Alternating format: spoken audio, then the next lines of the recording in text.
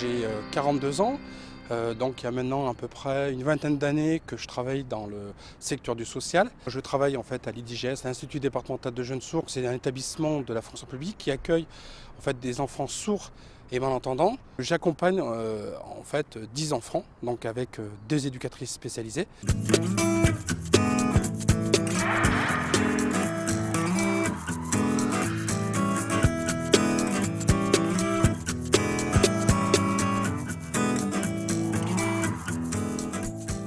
Comment m'est venue la passion et l'envie de vouloir faire le métier d'éducateur spécialisé? Déjà, j'ai grandi dans un village où justement il y avait un centre de formation pour les travailleurs sociaux. Et c'est vrai que j'ai côtoyé beaucoup de jeunes dont leurs parents étaient soit formateurs, soit éducateurs ou même chefs d'établissement. Je me suis imprégné en fait de ce métier-là et j'ai voulu découvrir par moi-même.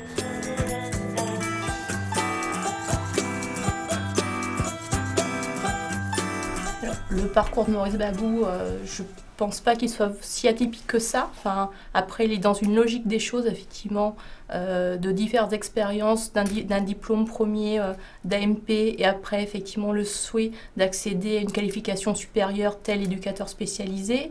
C'est quelque chose qui est assez logique et qui se comprend par rapport un petit peu aux opportunités du secteur et au public qui peut être amené à suivre dans ce cadre-là.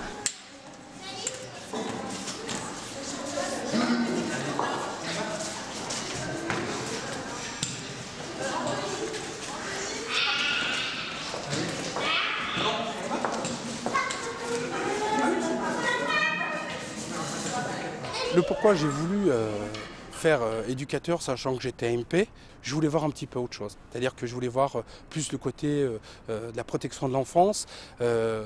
Donc du coup, je me suis dit ça serait peut-être intéressant de repartir en formation.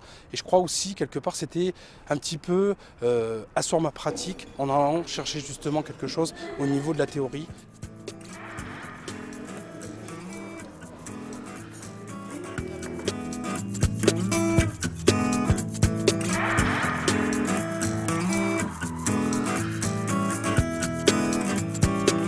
Gravouze, il y a 3 postes d'AMP de nuit et de jour, il n'y a que des éducateurs spécialisés. Donc déjà, c'était bien vu qu'un AMP puisse justement bénéficier d'une formation d'éducateur. C'est pour ça aussi que beaucoup de gens ont cru en moi et ont fait le nécessaire pour que je puisse partir en formation. Au niveau de l'établissement, c'était l'occasion effectivement d'amener un personnel qui avait déjà des compétences et un intérêt pour faire un bout de chemin un petit peu plus long que sur un statut d'AMP et de l'aider, j'allais dire, à acquérir un niveau supérieur de qualification. Devant, je voulais régler un problème par rapport au dossier NFH. Oui, moi aussi, tu vois, je voulais te voir Voilà, deux petites questions, mais bon, d'accord. La NFH, oui, j'ai entendu parler, je connaissais, j'avais échangé justement un petit peu avec Pascal Ndiaye qui s'occupe de ça, et c'est à ce moment-là qu'elle m'a dit, écoute, on va essayer de faire une demande à la NFH. Au mois de mars, en fait, j'ai l'épreuve orale, et puis après, tout ce qui est soutenant. La NFH, j'allais dire, c'est l'organisme support de base pour rentrer effectivement, pour financer ce type de formation, puisque le cas des études promotionnelles, pour nous, l'impact au niveau de l'établissement, il est limité. Il est contraignant en termes d'organisation, mais là, le financement est assuré par la NFH. Voilà. Je te remercie pour tout. Je te laisse. À bientôt. Au revoir. À bientôt, Maurice. Bonne journée.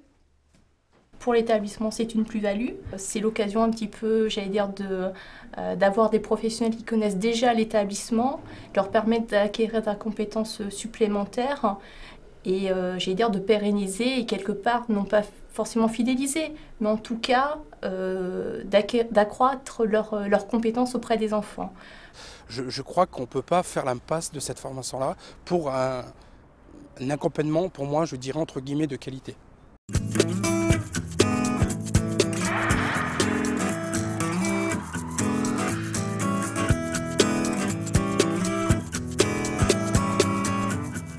C'est vrai qu'aujourd'hui, pratiquement 3 ans après la formation d'éducateur spécialisé en cours d'emploi, c'est vrai que je ne suis pas le même, hein, parce que du coup, c'est vrai d'avoir eu toutes ces notions théoriques, d'avoir pu bénéficier de 2 stages extérieurs, j'ai pu faire un lien avec ma pratique aujourd'hui, et puis je crois aussi construire un petit peu mon avenir de cette profession-là, et de me dire surtout que c'est vraiment le métier que j'ai voulu faire dans ma petite enfance, dans mon adolescence. Il faut concrétiser ces projets, il faut aller jusqu'au bout.